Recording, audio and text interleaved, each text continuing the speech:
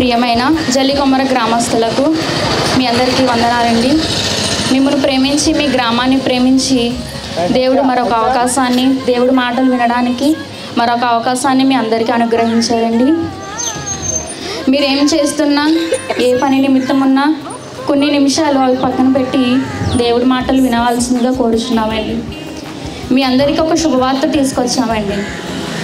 ఏంటి ఆ శుభవార్త అంటే, మన కొరకు, మన పాపముల కొరకు ఒకరు మరణించారండి. ఆయనే యేసుక్రీస్తు వారు.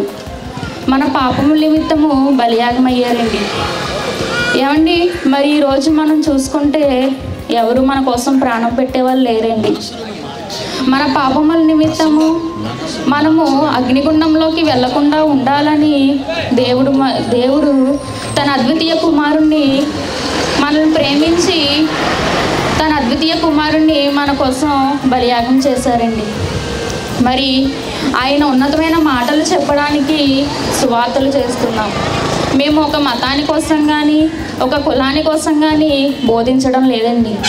దేవుడి యొక్క గొప్పతనాన్ని ప్రకటించాలని మరి సువార్త సభ అనేది పెట్టడం జరుగుతుందండి.